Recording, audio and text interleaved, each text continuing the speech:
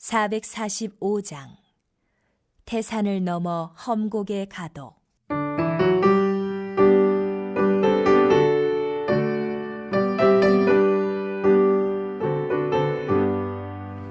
태산을 넘어 험곡에 가도 빛 가운데로 걸어가며 주께서 항상 지키시기로 약속한 말씀 변치 않네.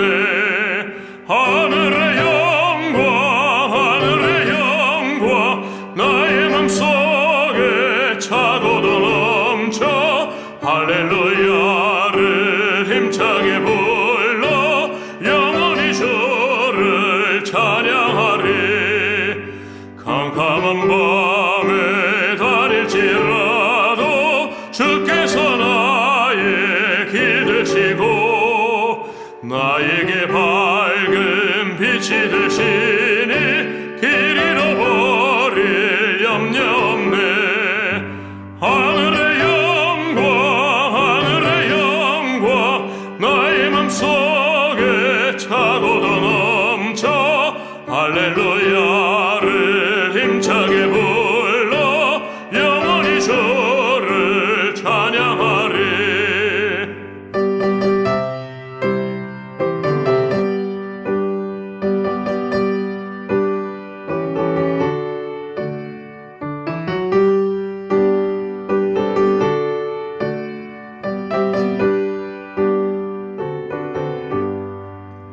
광명한 그 빛 마음의 바다 찬란한 천국 바라보고 할렐루야를 힘차게 불러 날마다 빛에 걸어가리.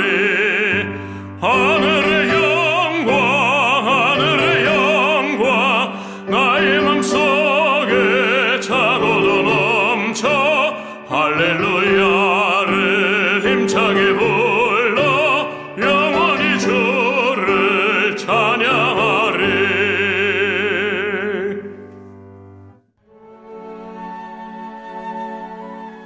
은이 나는 곳이 있고 금을 재련하는 곳이 있으며 철은 흙에서 캐내고 동은 돌에서 녹여 얻느니라. 사람은 어둠을 뚫고 모든 것을 끝까지 탐지하여 어둠과 죽음의 그늘에 있는 광석도 탐지하되 그는 사람이 사는 곳에서 멀리 떠나 갱도를 깊이 뚫고 발길이 닿지 않는 곳 사람이 없는 곳에 매달려 흔들리느니라. 음식은 땅으로부터 나오나 그 밑은 불처럼 변하였도다.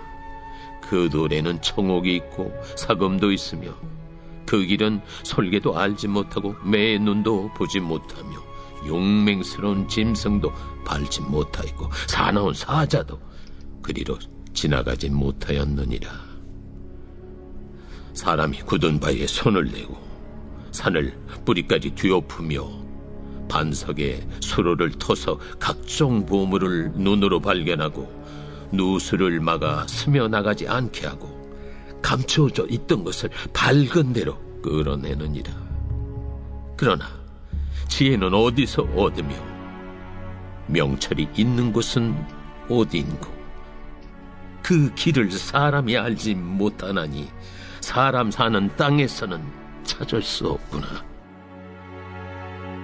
깊은 물이 이르기를 내 속에 있지 아니하다 하며 바다가 이르기를 나와 함께 있지 아니하다 하느니라.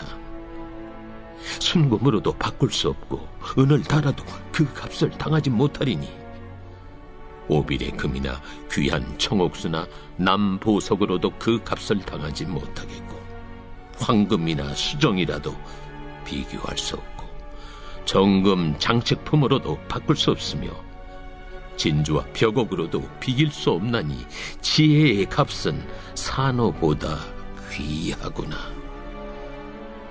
구스의 황옥으로도 비교할 수 없고 순금으로도 그 값을 헤아리지 못하리라. 그런즉 지혜는 어디서며 명철이 머무는 것은 어디인고?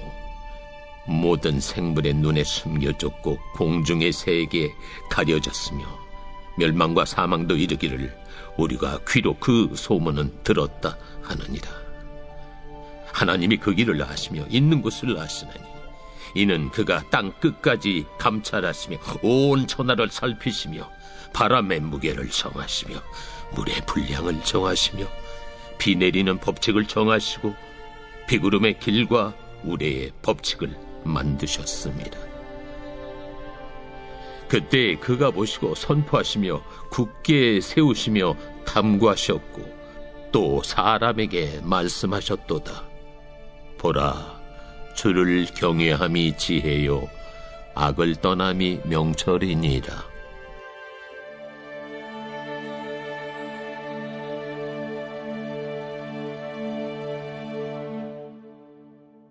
오늘도 새벽을 깨워 가장 귀한 하루의 첫 시간을 주님께 드리시는 우리 성도님들 한 분 한 분 사랑하고 축복합니다. 우리의 인생을 살아가는 데 있어서 지혜만큼 중요한 것은 없습니다. 지식은 박사 학위가 몇 개나 있을 법한 학문적 깨달음을 말하고, 지혜는 삶에서 체득되는 것, 즉 우리 자신의 본질과 상황을 정확하게 파악하여 하나님의 진리를 적용하는 것을 지혜라 말합니다. 오늘 욥기 28장에서 욥은 지혜에 대하여 변론하고 있습니다. 오늘 말씀을 통해 하나님의 지혜가 무엇이고 어떻게 얻을 수 있는지 함께 묵상하는 시간 되시기 바랍니다. 욥기 27장까지는 욥과 세 친구들이 치열하게 설전을 벌였습니다. 왜 착한 사람이 고난을 받는가?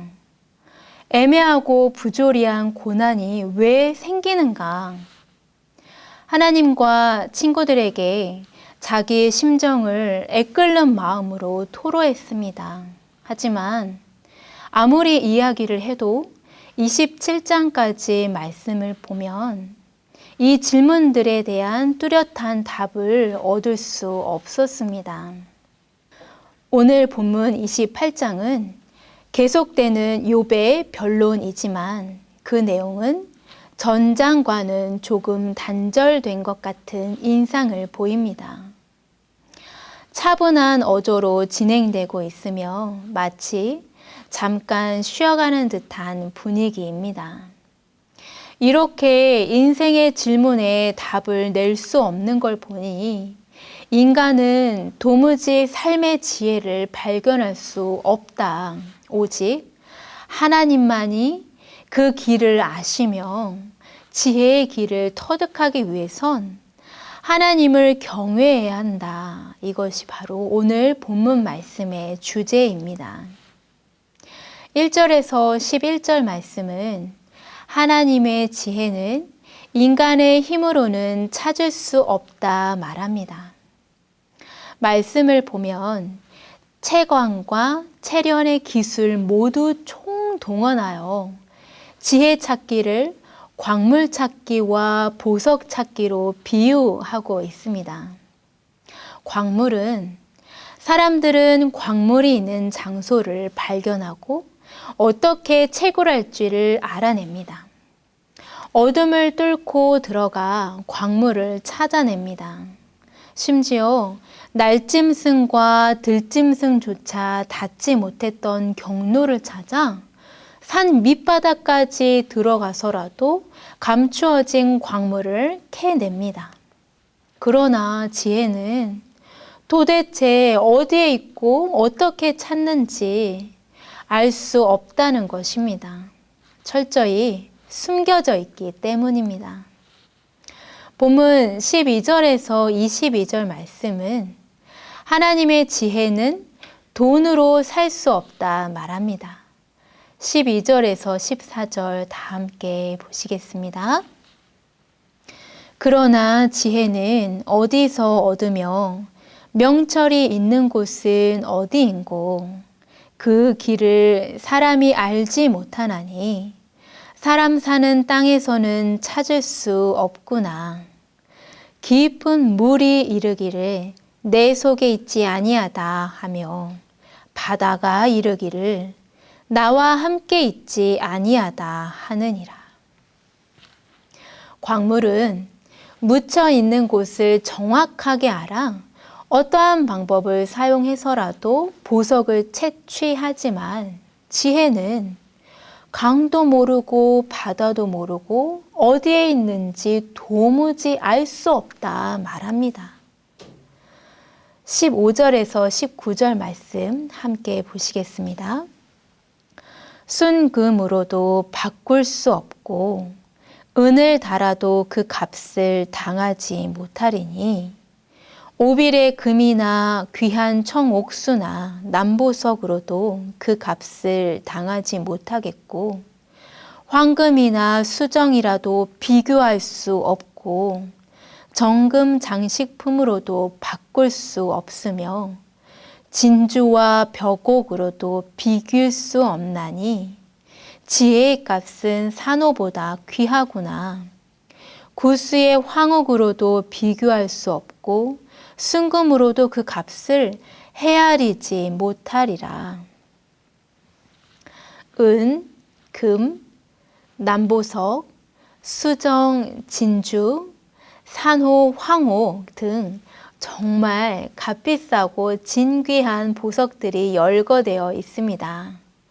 이것들 중 하나라도 나에게 있다면 우리의 마음이 자랑스러움으로 뿌듯하고 지금 이 순간이 최고라 여길만 하겠지요.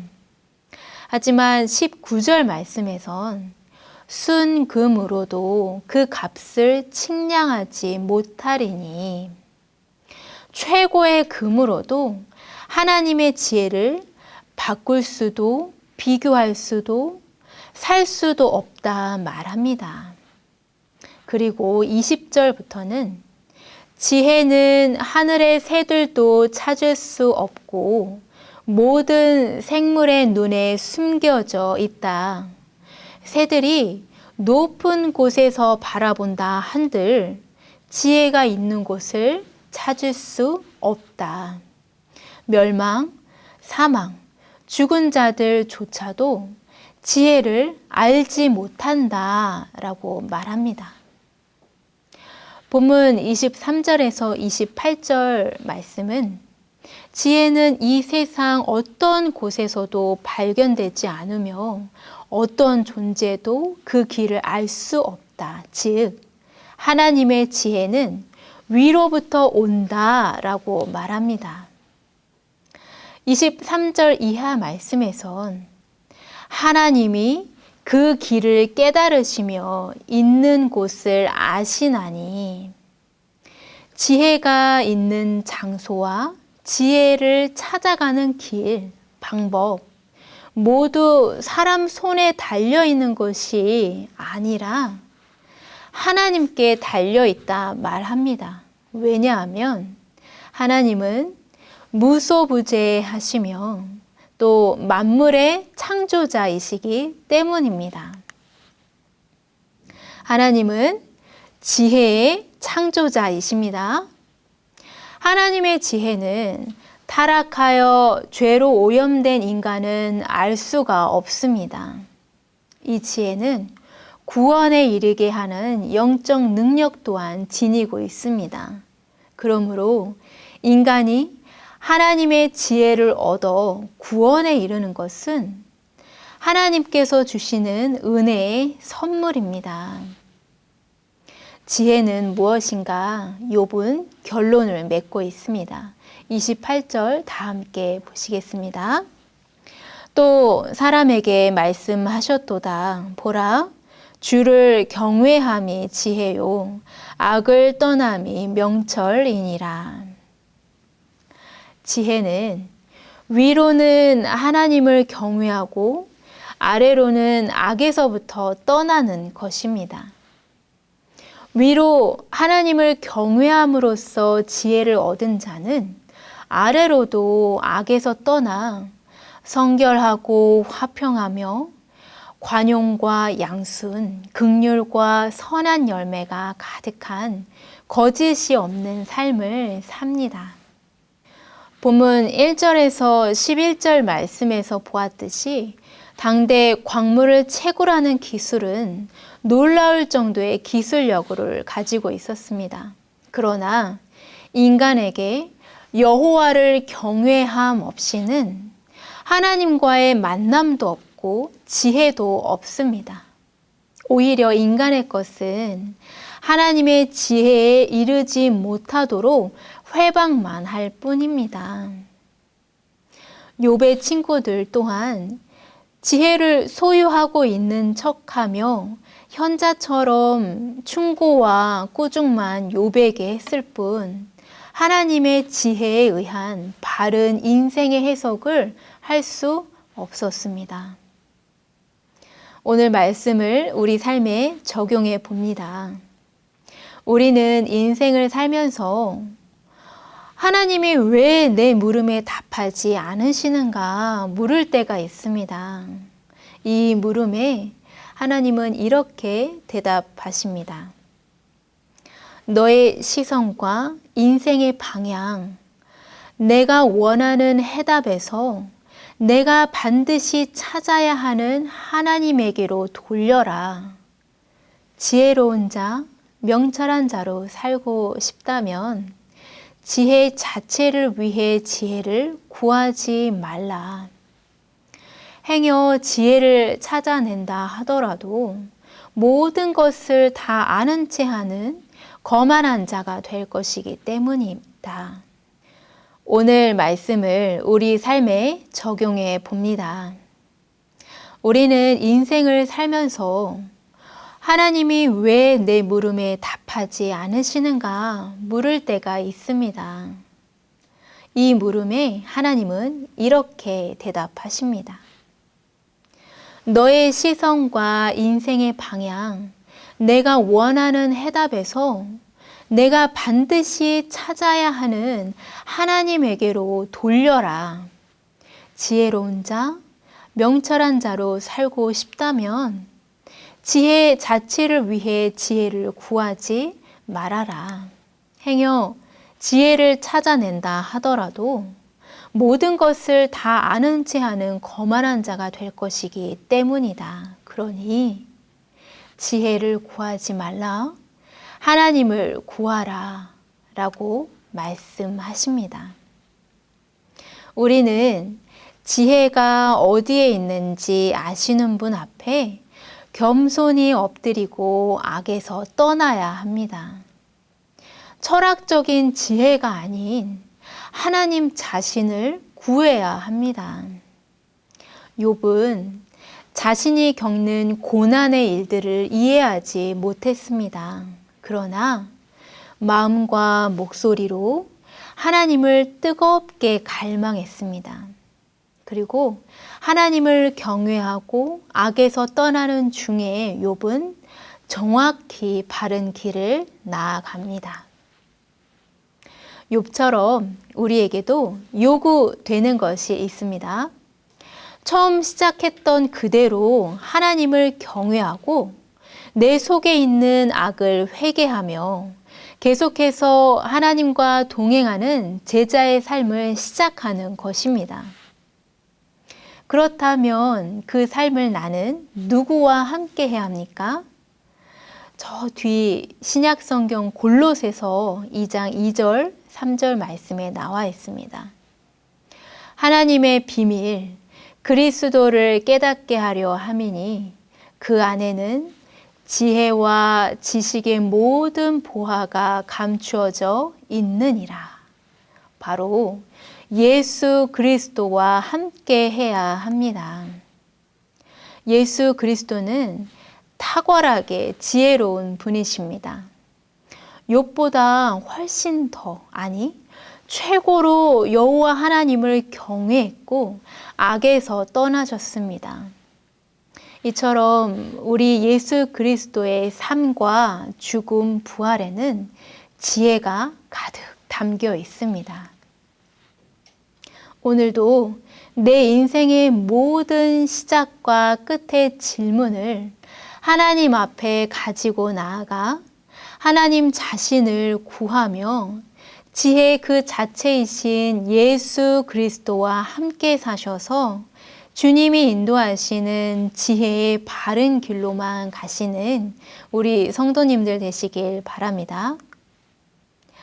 위로는 하나님을 경외하며 아래로는 악에서 떠나는 제자의 삶을 계속 살아내셔서 하나님 앞에서 삶을 해석하는 지혜가 풍성한 복된 하루 되시길 축복합니다. 함께 기도하겠습니다.